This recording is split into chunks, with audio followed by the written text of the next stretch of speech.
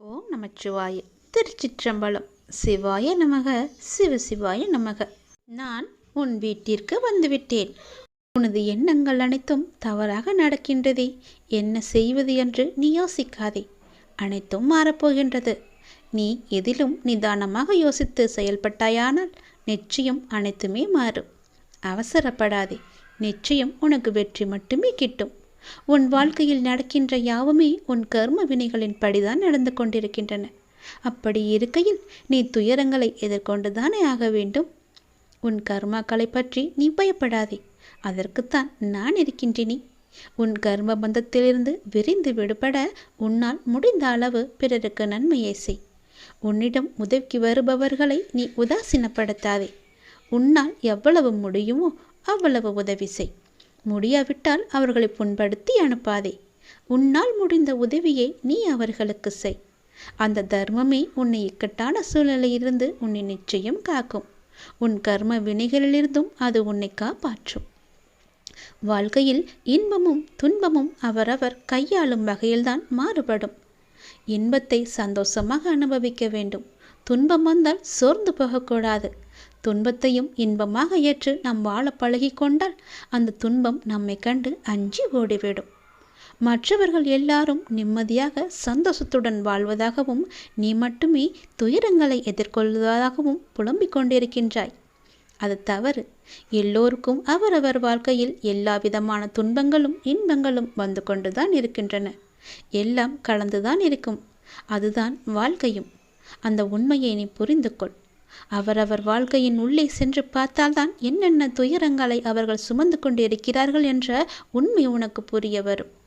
எட்டி இருந்து பார்த்தால் எல்லாமே அழகாகத்தான் தெரியும். நிலாவும் அப்படித்தான். தூரம் இருந்து பார்க்கும் வரைதான் அது அழகான வட்ட வடிவம். உள்ளே சென்று அருகே சென்று பார்த்தால்தான் தெரியும் அதற்குள்ளே எத்தனை மேடு பள்ளங்கள். அதுபோலத்தான் ஒவ்வொரு வாழ்க்கையிலும் எல்லோருடைய வாழ்விலும் மேடு பள்ளங்கள் இருந்து கொண்டுதான் இருக்கும். வெளி உலகத்திற்கு அவர்கள் நன்றாக இருப்பது போல் தோன்றலாம். அதனால் யாரை பற்றியும் யாருடனும் உன்னுடன் ஒப்பிட்டு பார்க்காதே. உனக்கென்று விதிக்கப்பட்டதுதான் உன்னை வந்து சேரும். அவர்களுக்கென்று விதிக்கப்பட்டது அவர்களை வந்து சேரும். அது இன்பமானாலும் சரி, துன்பமானாலும் சரி, எல்லாவற்றையும் அனுபவிக்க வேண்டியது அவரவருடைய பொறுப்பு. அவரவருக்கு என்று எது விதிக்கப்பட்டதோ அது கண்டிப்பாக நடந்தே தேரும். அதனால் உன் மனதை போட்டு தேவையில்லாமல் நீ குழப்பிக்கொள்ளாதே. நிச்சயம் உனக்கு பல நன்மைகள் காத்திருக்கின்றன. யார் கைவிட்டாலும் என்னை நம்பி வந்த உன்னை நான் கைவிடவே மாட்டேன். பொறுமையையும் நம்பிக்கையையும் எந்த சூழ்நிலையிலும் நீ கைவிட்டு விடாதே. உன்னை விட்டு யார் விலகினாலும் நீ கவலைப்படாதே. எல்லாம் நன்மைக்கே என்று நீ எடுத்துக்கொள்ள பழகிக்கொள். அப்பொழுதுதான் எல்லாவற்றையும் சாதாரணமாக எடுத்துக்கொண்டு அடுத்தபடி எது என்று முன்னோக்கி உன்னால் செல்ல முடியும்.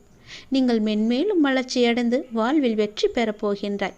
அது கண்டிப்பாகவே நடக்கும். உனது வாழ்க்கை எல்லா செல்வ வளங்களையும் பெற்று மகிழ்ச்சியாகவே மாறப்போகிறது. உன்னுடைய வாழ்க்கையில் பல அழகிய வண்ண வண்ண பூக்கள் எல்லாம் பூத்து குலுங்க போகின்றது. நிச்சயம் அது நடக்கும். இவை அனைத்தையுமே உன்னை வந்து சேரும்படி நான் அமைத்து தருகின்றேன். என் பரிபூரண அருளும் ஆசியும் அன்பும் உனக்கு வேண்டுமென்றால் நான் சொல்வது போலவே நீ செய். உன்னை உன் லட்சியங்களில் வெற்றியடையும்படி நான் உனக்கு துணை இருப்பேன். என் வார்த்தைகளை நீ நம்பினால், அப்பா சொல்வது எல்லாமே உன்னுடைய நன்மைக்கு தான் என்று நீ நம்பினால் கண்டிப்பாகவே நான் சொன்னதை நீ செய்வாய்.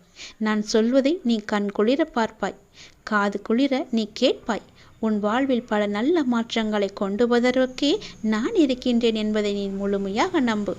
உனக்கு எப்பேற்பட்ட இக்கட்டான சூழ்நிலை வந்தாலும் நான் இருக்கிறேன் என்பதை மட்டும் நீ மறந்து விடாதே. உனது எண்ணங்கள் அனைத்தும் தவறாக போய்கொண்டிருக்கிறது. அது மாயை என்ற வலையில் சிக்கிக்கொண்டு தவித்து கொண்டிருக்கிறது. உன்னை காப்பாற்றவே நான் இப்போது வந்திருக்கிறேன். நான் உனக்காக அவதரித்தவன். அனைத்தும் மாறப்போகிறது. எதிலும் நிதானமாக மட்டும் யோசித்து நீ செயல்படு. எது செய்தாலும் என்னிடம் சொல்லிவிட்டு செயல்படு. உனக்கு நல்லதாக நான் அதை மாற்றி காமிக்கின்றேன்.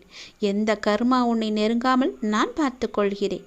எப்பொழுதும் எனக்கு துணையாக நீங்கள் இருங்கள் அப்பா என்று எப்போது என்னிடம் வந்தாயோ அந்த நொடி முதலே உனக்கான நல்லதுகளை செய்ய நான் ஆரம்பித்து விட்டேன். எது நடந்தாலும் நான் பார்த்து கொள்கிறேன். நீ தைரியமாக இரு. எல்லாவற்றையும் நானே பார்த்து கொண்டு அதற்கான பல வெகுமதிகளை தருகிறேன். அதற்கான காலகட்டத்தில் உன்னை வந்து சேரும். அதை பற்றி நீ கவலைப்பட தேவையில்லை.